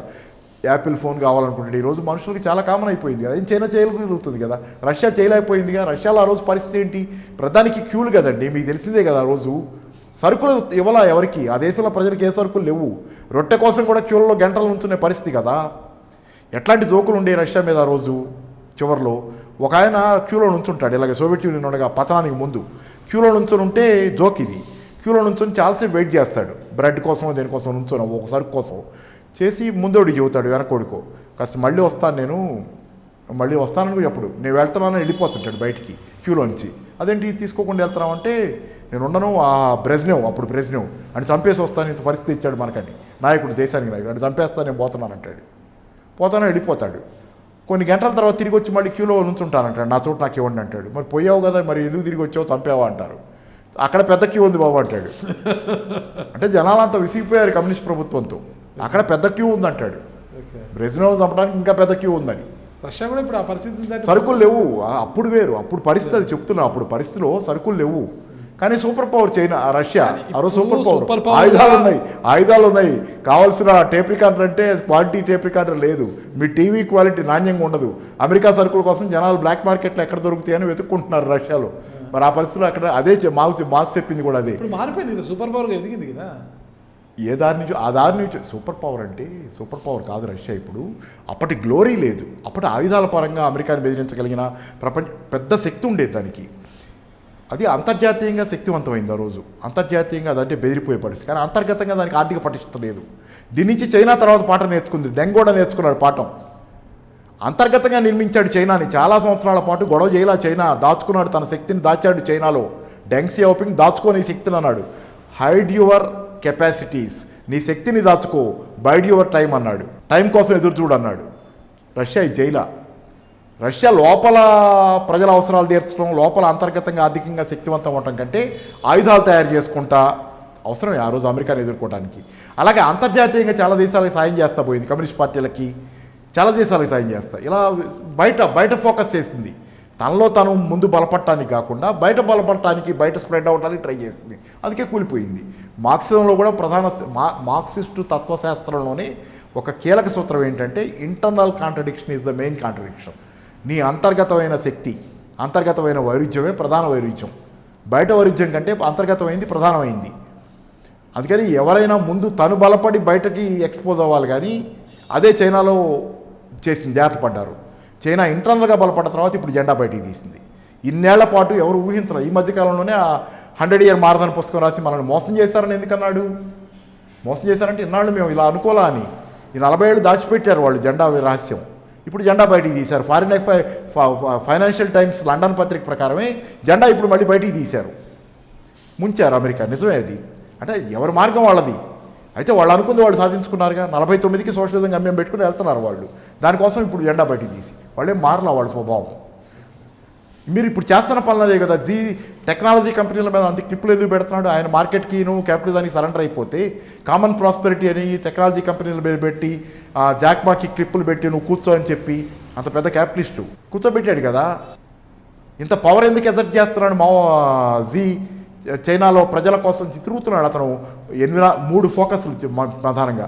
ఎన్విరాన్మెంటల్ డిగ్రేడేషన్ తగ్గించాలి, ఎన్విరాన్మెంట్ అనుకూలమైన ప్రత్యామ్నాయ ఇంధన వనరులు డెవలప్ చేయాలి, కరప్షన్ అరికట్టాలి. కరప్షన్ మీద జెన్యూన్గా ఫైట్ చేస్తున్నాడు దీనిలో సందేహం లేదు. చాలామంది విదేశాలకు పారిపోయిన వాళ్ళని కొన్ని 100 మందినో 1000 మందినో పట్టుకొచ్చారు. మీకు తెలియాలంటే దేశంలో సంపద కాజేసి పారిపోయిన వాళ్ళని కొన్ని 1000 మందినో 100 మందినో వాళ్ళు పట్టుకొచ్చేసారండి. విదేశాల నుంచి తీసుకొచ్చి దేశంలో జైళ్ళలో పెట్టారు, విచారిస్తున్నారు. మూడోది ఇంకోటి అసమానతలు పరిష్కరించాలి. 3 లక్ష్యాలుగా పెట్టుకుని వెళ్తున్నారు అతను. ఈ 3 లక్ష్యాలకి చూసిన తర్వాత మీరు అది క్యాపిటలిస్ట్ దేశంగానే ఉంది ఇంకా అని మీరు ఎట్లా అనుకుంటారు? క్యాపిటలిస్ట్ దేశంగా మారిపోయిందని ఎట్లా అనుకుంటారు? అది జెండా బయటికి తీసింది. కానీ ఈ పరివర్తన అంత కష్టం కాదు. వాళ్ళు ఇప్పుడు ఇన్నాళ్ళు క్యాపిటలిజాన్ని నిర్మించారు, అసమానతలు వచ్చినాయి, క్యాపిటలిస్టు సంపద పెరిగింది, క్యాపిటలిస్టుల బలం పెరిగింది దేశంలో. వాళ్ళ మీద మళ్ళీ క్లిప్పులు పెట్టి దారి మళ్లించి సోషలిజం దిశగా పడవని స్టీరింగ్ తిప్పటం కష్టమైంది. అంత ఈజీ కాదు దానికి. కానీ తిప్పటానికి మళ్ళీ ఏదైతే అప్పుడు డెంగ్ ప్రణాళిక రూపొందించి వీళ్ళకి వదిలిపెట్టాడో, కొన్నాళ్ల పాటు తలంచుకుని ఉండండి, టైం వచ్చినప్పుడు బయటపడండి అని చెప్పాడు. అది టైం వచ్చింది అనుకున్నారు. 2008 తర్వాత టైం వచ్చింది అనుకున్నారు. స్టీరింగ్ అటు తిప్పుతున్నారు. మన దేశం కూడా ఆర్థిక రంగంపై పరుగులు పెట్టించేందుకు ప్రైవేటీకరణ అనే ఒక కొత్త అంశాన్ని ఎత్తుకుంది కదా. అన్నీ కూడా ప్రైవేటీకరణపై పరుగులు పెడుతున్నారు కదా. దీనివల్ల మనం భారతదేశం అభివృద్ధి చెందుతుందంటారా? అంటే నేను ఇంకోటి చెప్తాను మీకు. ప్రైవేటీకరణ అనేది మాత్రమే పరిష్కారం కాదు. డెంగ్ కూడా అప్పుడు చెప్పింది ఏంటంటే చెప్తాను. No matter to what degree China opens to the outside world. మనం ప్రపంచానికి ఎంత డోర్లు తెరిచినా, అడ్మిట్స్ ఫారిన్ క్యాపిటల్, విదేశీ పెట్టుబడిని ఎంత అనుమతించినా, its relative magnitude will be small. విదేశీ పెట్టుబడిని మనం ఎంత అనుమతించినా అది ఈ దేశంలో సాపేక్షంగా తక్కువ స్థాయిలోనే ఉంటుంది. విదేశీ పెట్టుబడి డామినేట్ చేయదు మన దేశంలో. It cannot effect hour system of socialist public ownership. Socialist government ownership ప్రాపర్టీని అది డామినేట్ చేయలేదు ఫారిన్ క్యాపిటల్. దాన్ని డామినేట్ చేయనివ్వం. మన ప్రభుత్వ ఆస్తులే ఎక్కువ ఉంటాయి, ప్రభుత్వ రంగమే పెద్దది ఉంటుంది of the means of production. ఇది చెప్పింది. అది ఎంత వచ్చినా మన దేశంలోకి సాపేక్షంగా మన ప్రభుత్వ రంగం కంటే స్టేట్ రెగ్యులేటెడ్ కంపెనీ, దాన్ని ఇది అంటారు స్టేట్ ఎంటర్ప్రైజెస్ లాంటి చైనాలో అయితే పబ్లిక్ ఎంటర్ప్రైజెస్ స్టేట్ అదే పెద్దది. ఇప్పటికి అమెరికా వాడి గొడవ కూడా అదే కదా. ఇంకా ప్రభుత్వ ఆస్తులు ప్రభుత్వ రంగం చాలా పెద్దది చైనాలో. ఇప్పటికీ ప్రైవేట్ అంటారు. మనలాగా కనపడగల ఎక్కువ మొగ్గు చూపుతున్నారు కదా. అదే మరి కదా, అదే కదా. రంగాన్ని బలోపేతం చేసుకుని ప్రభుత్వ సంస్థల్ని, ఇప్పుడు విశాఖ స్టీల్ ప్లాంట్ ఉంది, దాన్ని బలోపేతం ఎలా చేయాలని చూడాలి. కానీ దాంట్లో నష్టాలు వస్తున్నాయని ప్రైవేటీకరిస్తే ఆదానికి అప్పచెప్తున్నారు. ఇప్పుడు ఆంధ్రుల హక్కు కాస్త ఆదాని హక్కు అయిపోతుంది కదా. అడ్డగోలు ప్రైవేటీకరణ. ఇప్పుడు ఫారిన్ క్యాపిటల్ ఆకర్షించడానికి కావాల్సినంత ప్రైవేటీకరించండి. అంతేగాని అడ్డగోలు ప్రైవేటీకరణ ఎవరు అడిగారు మిమ్మల్ని? ఇక్కడ చేస్తుంది మన బలహీనంగా ఉంది ఏంటి? క్యాపిటలిస్టులకు లొంగిపోతున్నటువంటి రాజకీయం ఇది. రాజకీయం. దానివల్ల ఈ ప్రైవేటీకరణ వల్ల మన వ్యవస్థ బలోపేతం అవుతుందంటారా? ఎందుకు ఉత్పత్తి అవుతుంది రంగం కావచ్చు, ఆర్థిక రంగం కావచ్చు. లేదు, అలా బలోపేతం అయ్యేటట్లు ఈ పార్టీకి బలం పట్ట కనపడాలి కదా. మనం బలహీనపడుతున్నాం ఎందుకు? రష్యా ఉదాహరణ చూద్దాం మళ్ళీ ఒకసారి. రష్యాలో 91లో పిచ్చిదో ఎచ్చిదో సోషలిజం పడిపోయిన తర్వాత అకస్మాత్తుగా ఎల్స్టిన్ అనే ఆయన దేశానికి నాయకుడు అయ్యాడు. అయిన తర్వాత రాత్రికి రాత్రి ఓపెన్ చేశాడు ప్రైవేటీకరణకి డోర్లు. అంతా ప్రభుత్వ రంగమే కదా. సోవియట్ యూనియన్ రష్యా ఉండగా సోషలిజంలో ఆ మొత్తం ప్రైవేట్ రంగాన్ని ప్రభుత్వ రంగాన్ని ప్రైవేట్ వాళ్ళకి అప్పచెప్పడం మొదలుపెట్టాడు. రాత్రికి రాత్రి ప్రైవేటీకరణ జరిగిపోయింది. కొద్దిమంది బిల్లినీర్లు పుట్టుకొచ్చారు. రాత్రి మాఫియాలాగా బిల్లినీర్లు పుట్టుకొచ్చారు. రాత్రికి రాత్రి దాని పేరే షాక్ డాక్టరైన్. అప్పుడు చేసిన పని ఎల్స్టిన్ షాక్ పెట్టాడు. సోవియట్ యూనియన్ తాలూకు పబ్లిక్ సెక్టర్కి, సోవియట్ ఎకానమీకి షాక్ పెట్టి ప్రభుత్వ రంగాన్ని ప్రైవేట్ రంగంగా మార్చేశాడు. రాత్రికి రాత్రి ఆ దెబ్బకి ఏమైంది? సోవియట్లో ప్రజల ఆయు ప్రమాణాలు పడిపోయినాయి.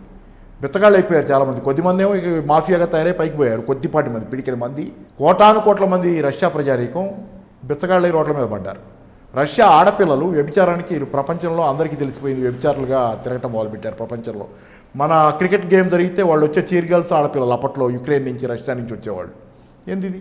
అదే కదా జరిగింది రష్యాకి. అప్పుడు ఏం జరిగింది? షాక్ డాక్టరీని పెట్టి ఇట్లా ప్రైవేటైజ్ చేస్తే ఇక్కడ కూడా అదే జరుగుతుంది. మీరు చూడండి, అంత లెవెల్లో జరుగుతుందని నేను చెప్పను. కానీ అకస్మాత్తుగా రాత్రి మన ఇప్పుడున్న గవర్నమెంట్ పెడుతుంది ఏంటి? షాక్ థెరపీయే కదా. దేశాన్ని మొత్తం రాత్రి మానిటైజేషన్ ఒకటి తెచ్చారు. రోడ్లు, రైల్వేలు మొత్తం ప్రైవేట్ వాళ్ళకి లీజ్కి ఇచ్చేస్తాం చెప్తా. అదే కాదు, షాక్ డాక్టరేనే రష్యాలో జరిగిన షాక్ డాక్టరేనే చేస్తున్నారు. అలా చేస్తే ఏమవుద్దో చెబుతున్నా. ఏమవుద్ది? ఇప్పుడు మీరు చాలదు, మీరు చేసే మానిటైజేషన్తో పాటు రైల్వేలు, రోడ్లు, స్టేడియంలు సమస్తం ఇచ్చేస్తాం ప్రైవేట్ వాళ్ళకి. కాస్త మాకు 6 లక్షల కోట్లు ఇవ్వండి చాలని పెట్టుకున్నాం. అదే లీజ్కి ఇస్తామని. సరే అయింది. అది మనం చేసే చాలక ఢిల్లీలో గల్లీలో ఎవడన్నా, రూరల్ ఏరియాలో ఎవడన్నా వాడేమన్నా అమ్ముకోడేమో మళ్ళీ అక్కడ మాత్రం ఎందుకని చెప్పి మీ గ్రామ సభల్లో మీకు దొరికిన ఆస్తులన్నీ అమ్ముకోండి అన్నారు. గ్రామ కంటాలు, భూములు ఉంటాయి కదా, ఉమ్మడాస్తులు ఉంటాయి కదా, గ్రామ సభలు పెట్టి ఇక్కడ కూడా అమ్మేసుకోండి, మానిటైజ్ చేసుకోండి. గ్రామాలు కూడా మానిటైజ్ చేయాలి. గల్లీ నుంచి ఢిల్లీ దాకా ప్రతి అమ్మేసుకోండి అని ఎవరికి వాళ్ళకి లైసెన్స్ ఇచ్చేసాం. ఈ లైసెన్స్ ఇస్తే ఏమవుద్ది? ఆల్రెడీ ఆకలి పెరిగింది ఈ దేశంలో. ఈ మధ్యకాలంలో న్యూస్ అంతా చెబుతుంది అది. గ్లోబల్ హంగర్ ఇండెక్స్ మీద 94 నుంచో 101కి పడిపోయాం. అలాగే గ్లోబల్ ఫుడ్ సెక్యూరిటీలో పడిపోయాం. ఆహార భద్రత ఉండేది కొంత పెరిగింది ఆ మధ్యకాలంలో. ఎదిగాము, మళ్ళీ వెనక్కి పోయాము. అలాగే ఏమైంది? ఇంకో పక్కన ఆకలి చావులు మళ్ళీ మొదలైనవి వార్తలు వస్తున్నాయి. మాల్ న్యూట్రిషన్ పెరిగిన వార్తలు వస్తున్నాయి. నిరుద్యోగం పెరిగిపోయింది. నిరుద్యోగం పెరుగుతుంది కదా, డేటా చెబుతుంది, నేను చెప్పడం కాదు కదా. మధ్యతరగతి చితికిపోయి ఉన్న బంగారం కాస్తే మనపురం, మా ముత్తూట్లోనో తాకట్టు పెట్టుకుంటుంది. లేకపోతే వీలైతే పబ్లిక్ సెక్టర్ బ్యాంక్లో తాకట్టు పెట్టుకుంటుంది.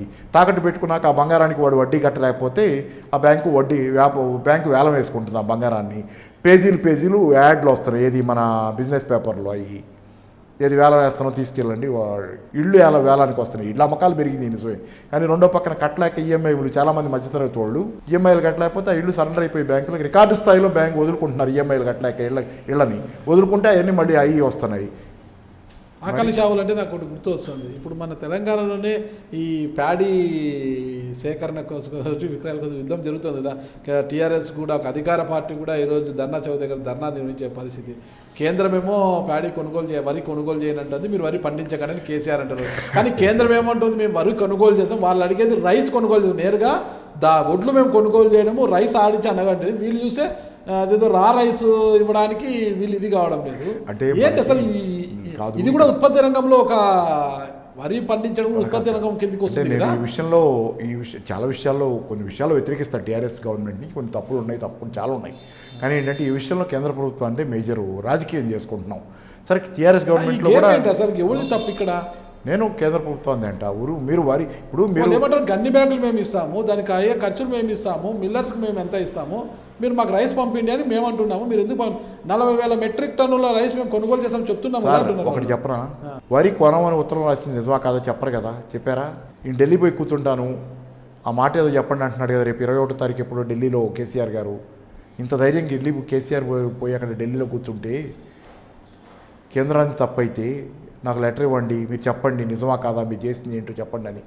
ఏంటంటే ఒకటి, ఈ విషయంలో ఖచ్చితంగా వ్యవసాయ రంగాన్ని ప్రైవేటీకరించాలనేది, వ్యవసాయ చట్టాలు తెచ్చారు, 3 చట్టాలు.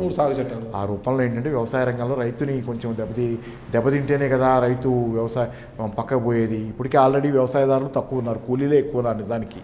వ్యవసాయదారుడి ఆదాయంలో మీకు చెప్పాను లేదు లాస్ట్ టైం కూడా, వ్యవసాయదారుడి ఆదాయంలో అతను కూలి చేసుకుంటే వచ్చే ఆదాయం పార్ట్ ఎక్కువ ఉంది మీకు.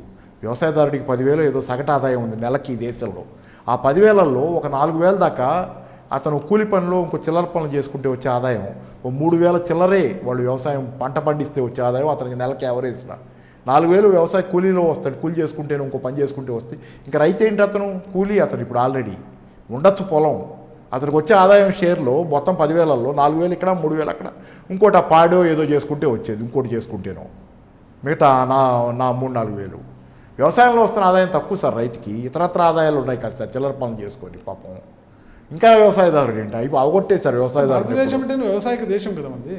వ్యవసాయకి పేరుకి కూలీల దేశం, కూలీలే కదా ఎక్కువ ఉంది. మరి వ్యవసాయదారుడు కూడా కూలీగా మారినాక ఇక కూలీలేగా, అసలు కూలీలు ఎటుకుడి ఉన్నారు, అసలు కూలీ ప్రపంచానికి ఆహార ధాన్యాలు ఎగుమతి చేసే పరిస్థితులు మనం ఉన్నాం కదా. పంట పండిస్తాం, పంట పండించే రైతుకి లాభాలు రావు, రైతు అడుక్కుంటాడు, ఆత్మహత్య చేసుకుంటాడు. పంట అయితే బాగా పండిస్తాం, రికార్డు స్థాయి ఉత్పత్తులు చేస్తాం. అయినా మనం ఆ మాటకు వస్తే అమెరికా కంటే ఎక్కువ చేస్తున్నాం, చైనా కంటే ఎక్కువ చేస్తున్నామా?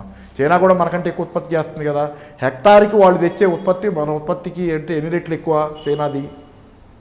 వాళ్ళకి ఎంత ఫెర్టైల్ ల్యాండ్ ఉంది, కాశ్మీర్ టు కన్యాకుమారి మనది ఫెర్టైల్ ల్యాండ్. ఎక్కడ గిత్తలం పడేస్తే అక్కడ బోలుస్తుంది. చైనాలో అది ఉందా? చైనాలో ఫెర్టైల్ ల్యాండ్ కాదు, అది చాలా చాలా కష్టం వ్యవసాయం అక్కడ. అలాంటి దేశం మనకంటే ఎక్కువ ఎట్లా పండిస్తుంది? ఏంది రైతులు నష్టపడుస్తున్నాం. మనం ప్రొడక్షన్ గురించి మనం 24 గంటల ప్రొడక్షన్ ఉందని ఆలోచిస్తున్నాం. రైతుకు లాభం ఉందా లేదా ఆలోచించమంటున్నాను నేను. ప్రొడక్షన్ ఉంది సరే, లాభం ఏది? ప్రొడక్షన్ ఉంది, ప్రాఫిట్ ఏది రైతుకి? దేశము ఈ పరిస్థితికి పోతున్నా మన దేశ ప్రజల్లో ఈ ఆర్థిక అంశాలన్నా ఈ బడ్జెట్లన్నా వాళ్ళకి పెద్దగా వంట పట్టనట్లుగా వ్యవహరిస్తుంటారు. కారణం అంటే కాదు, పట్టపోవటం అంటే మామూలు జనానికి పట్టపోవటం వేరు. మామూలు జనానికి ఎన్ని తెలుసుకునే టైం ఎక్కడుంది సార్ పాపం. ఏదో మనం యూట్యూబ్ వీడియో చూస్తే కాసేపు చూసే అవకాశం కూడా ఉండదు. నేను డిమానిటైజేషన్ వచ్చిందాక కూడా ఈ దేశంలో చాలామంది టీవీలో న్యూస్ చూసేవాళ్ళు కాదు. లేడీస్ గురించి మొన్న చెప్పాను కదా, లేడీస్ న్యూస్ చూసేవాళ్ళు కాదు. న్యూస్ సీరియల్స్ చూస్తున్నారు. ఇప్పుడు కొంచెం డిమానిటైజేషన్ వేడి తగ్గిన తర్వాత న్యూస్, ఇప్పుడు పగలంతా ఏదో పనులు చేసుకుంటారు. కొంతేమో జల్సా జీవితం కూడా వచ్చింది, మొబైల్ ఫోన్లు వచ్చిన తర్వాత జల్సా జీవితం ఏది పడితే అది రకరకాలుగా చూసుకుంటూ ఉండొచ్చు కదా. టైం పాస్ కాస్త అన్నం దొరికితే ఆ తర్వాత అన్నీ మర్చిపోయి, మొన్న ఎవరో అంటున్నాడు కూడా టాటా స్కైను అసమానతల గురించి ఎందుకు మాట్లాడతారు, జనాలకి టాటా స్కైను డిష్ టీవీ వచ్చినాయి కదా, వాళ్ళు ఏమో అన్నీ మర్చిపోయి చూసుకుంటున్నారు అన్నాడు. అలాగే ఉంది, కొంత అది ఉంది. ఆ కాస్త కూడా చూసుకునే అవకాశం పోయినప్పుడు కళ్ళు తెరుచుకుంటాయి కదా. ఆల్రెడీ చూడటం మొదలుపెట్టారు కదా, జనాలు మార్పు వస్తుంది, జనాలు ఆలోచిస్తున్నారు. మధ్యతరగతి వాళ్ళు కూడా ఆలోచిస్తున్నారు, మధ్యతరగతి వాళ్ళు కూడా కాస్త ఆలోచిస్తున్నారు. ఇంతకుముందంతా జనాల్లో కూడా లోపం ఉంటుంది, కానీ అంటే పరిస్థితులు బట్టి వస్తుంది లోపం ఉంది జనాల్లో కూడా. అసలు ఫైనల్గా నాకు స్ట్రైట్గా వచ్చేసారు, చైనా ఎలా ఎదిగింది, ఏం పరిస్థితి, అసలు చైనా గురించి మనకు టాపిక్ వద్దు సార్. మనం ఎదగాలి, ఏం చేయాలి, ఇలా పరిస్థితి నుంచి ఇలా అనే పరిస్థితి అలా కూడా అక్కర్లేదులేండి, ఇలా ఉందాం. ఓకే, ఇలా అంటే సమానంగా ఉందాం. రెండో వాళ్ళు మనం సమానంగా పోతున్నాం ప్రపంచంలో అందరితో పైన ఒక్కట్లా వరకు. ఏం చేయాలని మీరు సూచిస్తారు? ఏం చేయాలని ఒకటి, ప్రస్తుతం మోడీనా రాహుల్ గాంధీనా కొట్లాడుకోవద్దు మనం, ఎందుకంటే వ్యక్తులు వాళ్ళు. మోడీ పోయి రాహుల్ వస్తే ఏదో మారుద్ది అంటే మారదని నేను చెప్పటంలా, కానీ వ్యక్తి రాహుల్ కాకుండా ఇంకో వాళ్ళు వస్తే మనం పర్సనాలిటీని డిస్కస్ చేస్తున్నాం. మోడీ చుట్టూ తిప్పుతున్నాం, రాహుల్ చుట్టూ తిప్పుతున్నాం, మన్మోహన్ సింగ్ చుట్టూ తిప్పుతున్నాం, జైట్లీ చిదంబరం చుట్టూ తిప్పుతున్నాం, సోనియా గాంధీ చుట్టూ తిప్పుతున్నాం, ఇలా వ్యక్తుల చుట్టూ తిప్పుతాం, అమిత్ షా చుట్టూ తిప్పుతున్నాం. ఇలా తిప్పుతున్నాం తప్పితే మనం ఆ విధానం ఏంటి, అసలు ఏం చేస్తున్నారు వాళ్ళు, విధానం ఏంటి? విధానాలతో దేశం మారుద్ది కానీ వ్యక్తులతో కాదు కదా. ఏ వ్యక్తి ఉన్నా విధానాలు సరిగ్గా ఉంటే దేశం మారుద్ది. వాడు శక్తి సంపన్నుడును ఆ యుగ పురుషుడు కావక్కర్లా, విధానాలు సరిగ్గా ఉంటే దేశం అదే మారుద్ది. ఇక్కడ లోపం విధానాలది కదా, కానీ మనం చర్చిస్తుంది ఎవరిని? వ్యక్తుల్ని. చంద్రబాబు వర్సెస్ జగన్, కేసీఆర్ వర్సెస్ రేవంత్ రెడ్డి, లేకపోతే బండి సంజయ్. ఎందుకు మనకై ఎవరుంటే మనకేంటండి? దేశం మారాలి, దేశం బాగుండాలి, విధానాలు మారాలి. విధానాల గురించి ఆలోచించండి. ఏ విధానాలు దేశాన్ని విధానాల గురించి ఆలోచించడానికి అది ఇప్పుడు ఏ విధానాల వల్ల ఇప్పుడు ఫెయిల్ అయ్యాం, ఆ విధానాలు ఏంటి ఒకసారి సమరైజ్ చేసుకోండి. ఇప్పుడు ఇంత చర్చ చేసాం, దానిలో విధానాల చర్చ ఎక్కువ ఉంది కదా. పేర్లు కొన్ని వచ్చి ఉండొచ్చు, కానీ విధానాల చర్చ, ఆ విధానం వాళ్ళు ఎందుకు సక్సెస్ అయ్యారు? కొన్ని విధానాల వల్ల. మోడీ ఉన్నా, రాహుల్ గాంధీ ఉన్నా, తృతీయ ఫ్రంట్ అంటే ఏదైనా వచ్చి ఉన్నా, కుర్చీలు ఎవరున్నా విధానాల పట్ల ఫస్ట్ ఇప్పుడు స్పష్టమైన అంకిత భావం ఉండాలి. మనం ఫస్ట్ ఈ 30 ఏళ్ల సంస్కరణల కాలంలో మనం ఎందుకు ఫెయిల్ అయ్యాం, మనం అనుకుంది ఎందుకు జరగల, ఒకటి రివ్యూ మనందరికీ ఉండాలి. ప్రజల్లో కూడా ఒక ఆలోచన, ఫెయిల్ చేసింది ఏంటి, ఎందుకు ఫెయిల్ అయ్యాం, ఫెయిల్ అవ్వకుండా ఉండాలంటే ఏం చేస్తే ఫెయిల్ అవ్వం, ఎవరు వస్తే కాదు, ఏం చేస్తే. ఎవరు అధికారంలోకి వస్తే ప్రశ్న కాదు, ఏం చేస్తే. ఈ చేసేవాళ్ళు ఎవరు, జెన్యున్గా ఈ పని చేసేవాళ్ళు ఎవరు, మీరు ఒక్కటే ఆలోచించండి. ఆ పాత విధానాలు తీసి పక్కన పడేసి పని చేయని దాన్ని మార్చేసి కొత్తగా కొత్త విధానాలు కావాలంటే ఏం చేయాలి, ఓకే ఇది చేయాలి. ఇది చేయడానికి ఎవరు చేయగలరు, ఎవరికి ఆలోచన ఉంది, ఎవరు లేకుండా ఉండరు కదా ఇంత దేశంలో. అన్ని రకాల వాళ్ళు ఉంటారు కదా దేశంలో, అన్ని రకాల ఆలోచనలు ఉన్నవాళ్ళు ఎవరు చేయగలరు. అలా ఎంచుకోండి తప్పితే మీరు మోడీ, మన్మోహన్ సింగ్, మనకి ఈ దేశంలో 3 4 పార్టీలు ఉండే పెత్తందారులు మనం పెత్తందారులం. మనకి రాజకీయ మనస్తత్వం ఎక్కువ, రాజకీయం చేయటం చిల్లర రాజకీయ మనస్తత్వం చాలా ఎక్కువ మనకి. ఎందుకంటే మన పెత్తనం కోరిక ఎక్కువ ఈ దేశంలో మనందరికీ. ఇది నిజం. ఎందుకంటే మెకలాండ్ అనే మోటివేషనల్ సైకాలజిస్టు చెప్పాడు, థియరీ జోలికి పోను, కానీ మోటివేషనల్ సైకాలజిస్ట్ కూడా భారతీయులకు పవర్ నీడ్ ఎక్కువ, చాలా దేశాల్లో నీడ్ ఫర్ అచీవ్మెంట్ అంటే సాధించాలనేది ఉన్న చోట దేశాలు అమెరికా లాంటి, భారతదేశంలో పెత్తనం చేయాలనే నీడ్ ఎక్కువ. ఎందుకంటే మనకి జాయింట్ ఫ్యామిలీ ఉంది, జాయింట్ ఫ్యామిలీ పెద్ద అందరి మీద పెత్తనమేగా. జాయింట్ ఫ్యామిలీలో పెద్దకి కుటుంబం అంతా మాట వినాల్సిందే కదా, పెదరాయుడు చిన్నరాయుడు వ్యవహారం అవుద్ది కుటుంబంలో. అలాగే క్యాస్ట్ వ్యవస్థ ఉంది, కుల వ్యవస్థలో కూడా పై కులం పెద్దది, కింద కులం చిన్నది, వాడి మాట వాడి పెత్తనం ఎన్ని ఉన్నాయి కదా. మనకేంటంటే పెత్తందారీ వ్యవస్థ అలవాటు, మన వ్యవస్థలోనే అంతర్భాగంగా జాయింట్ ఫ్యామిలీ దగ్గర నుంచి కుల వ్యవస్థ దాకా అంచెలంచెల వ్యవస్థ, కింద ఒకడు ఉంటాడు పైన ఒకడు ఉంటాడు. ఇది మనకు అలవాటు. ప్రతివాడిని కిందైనా పెట్టాలి పైన పెట్టాలి. మనం కింద ఉంటే మనకంటే కిందోడి మీద మనం పెత్తనం చేయాలి. కింద ఉన్నాం అనుకోండి చాలదు, మనకంటే కింద ఒకడు ఉంటే మనకు తృప్తి. ఆఖరికి కనీసం మనం పెళ్ళామైనా కింద ఉండాలి, తిట్లు తినడానికి తన్నులు తినడానికి. బయట మనం తన్ను తిని వస్తాం, ఇంట్లో పెళ్ళాలి అంతాం. ఎవరో ఒకళ్ళు మన కింద ఉంటే మనకు మానసికంగా తృప్తి. మనమే అంతే రాజకీయ మనస్తత్వం ఇది. 3 ఉంటే 4 చర్చలు, ఎవరు ఎక్కువ ఎవరు తక్కువ. ఎందుకంటే ఎవరు ఎక్కువ తక్కువ మేధోపరంగా కూడా ఎవరు ఎక్కువ తక్కువ అధికారం, అది కూడా ఆధిపత్యం. ఈ మనస్తత్వం మనకి చాలా ఎక్కువ ఉంది. ఇది కొంత మారాలి. ఒక జోక్ కూడా ఉంది కదా, ఒక షిప్లో పీతలు ఎగుమతి అవుతున్నాయంట, పీతల బుట్టలన్నీ ఉన్నాయంట, ఎగుమతి అవుతున్నాయి వేరే దేశానికి. ఎగుమతి అవుతుంటే అన్ని బుట్టలకి మూత ఉందంట, పీతల బుట్టకి కొన్ని బుట్టలకు మూత లేదంట. ఎవరో చూసి అడిగారు, ఏందా ఆ బుట్టలకు మూతలు లేవు, పీతలు వెళ్ళిపోతాయి కదా బయటకంటే. ఏం పర్వాలా, అవన్నీ పలానా దేశాల పీతల వాటికి మూతలు పెట్టాము. అందుకని ఇది భారతదేశం పీతల బుట్టలు, వీటికి పెట్టక్కర్లేదు. ఎందుకంటే ఒకటి పైకి వెళ్తే ఇంకోటి కిందగా అవుతాడు, ఇక్కడే ఉంటారు, వీటి ఎక్కడికి పోరాడు. అది రాజకీయం. అందుకే చూడండి చాలామంది డబ్బుల కోసం ఎన్ఆర్ఐలుగా వెళ్ళేవాళ్ళు చాలామంది ఉన్నారు, నేను కాదంట్లా. డబ్బుల కోసం వెళ్తారు, డాలర్ల కోసం వెళ్ళేవాళ్ళు. డాలర్ డ్రీమ్ సినిమా కూడా వచ్చింది కదా. అలా కాకుండా నిజంగా ఇక్కడ సాగదులే అనుకుని బయటికి పోయి దేశాలకు పోయి మన భారతదేశంలో ఉండి నోబెల్ ప్రైజ్ తెచ్చుకుంది ఎవరండి, ఎకనామిక్స్లో కానీ సైన్స్లో కానీ అచీవ్మెంట్స్లో. ఇక్కడ కూడా అక్కడికి పోయి తెచ్చుకుంటాడు.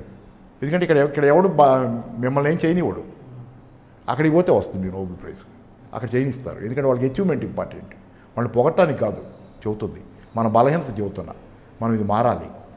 చూద్దాం సార్, మీరు చెప్పినట్టుగా పాలకుల్లో మార్పు కన్నా విధానాల్లో మార్పులు రావాలని కోరుకుంటాం సార్. విధానాల్లో మార్పులు వచ్చినప్పుడే మనం కూడా చైనా అంతా కాకపోయినా కూడా మీరు అన్నారు కదా ఇలా అనే పరిస్థితి నుంచి మనము దాటాలని కోరుకుంటున్నాం సార్. ఆ పరిస్థితి నేను చూడాలని కోరుకుంటున్నాను సార్, ఖచ్చితంగా నా జీవితంలో నేను చూడాలని కోరుకుంటున్నాను. థ్యాంక్ యూ సార్, నమస్తే సార్. మీరు చూస్తున్నారు ఐ డ్రీమ్ న్యూస్ని. Please subscribe. I dreams. For more videos, subscribe. I Dream. Please subscribe for more videos. I dream. I dream. For more videos, Subscribe, I dream. Please subscribe. Subscribe I dream channel. Do subscribe.